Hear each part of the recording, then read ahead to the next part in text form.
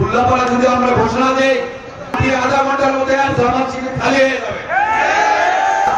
আগামী দিনের রাষ্ট্রনায়ক তারেক রহমানের নেতৃত্বে নতুন বাংলাদেশ গড়ব, ইনশাআল্লাহ নতুন বাংলাদেশ গড়ব।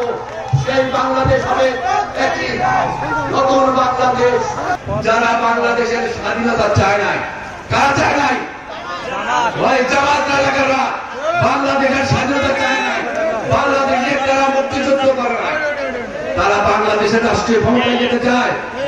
যাদের বাংলাদেশের কোনো অবদানই নাই, যারা বাংলাদেশকে ধর্মের নামে বিভিন্ন ভাবে বিভ্রান্ত করে এবং তারাই আজকে বলে ধর্মের কথা, বাংলাদেশ শাসনের কথা।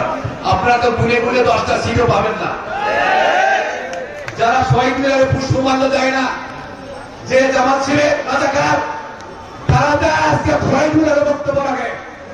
ওই শহীদ মিনার মুক্তিযোদ্ধাদের গড়া, মুক্তিযোদ্ধাদের স্মৃতি, যে স্মৃতির মধ্যে তারা কোনদিন ফুলের মালা দেয় না।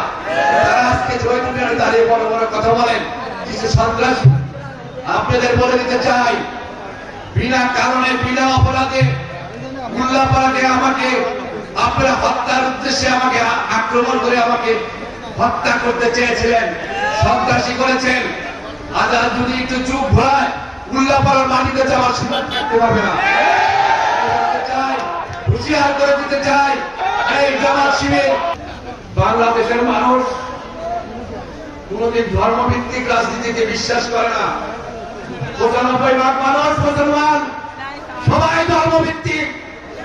আর বাংলাদেশ স্বাধীন হওয়ার পরে বিসমিল্লাহির রহমানির রহিম সংশোধন করেছে শহীদ রাষ্ট্রপতি জিয়াউর রহমান। তাই বলে দিতে চাই, বেশি লাফালাফি করবেন না। আপনারা কয়জন মানুষ লাফান আমরা জানি না। বিএনপি মানুষ, বিএনপি চায় বাংলাদেশে মানুষের ভালোবাসা।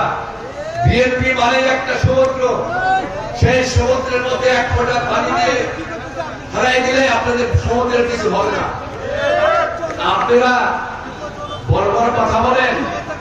উল্লাপাড়া যদি আমরা ঘোষণা দেই, উল্লাপাড়ার মাটি আধা ঘন্টার মধ্যে আর জামাত শিবির খালি হয়ে যাবে।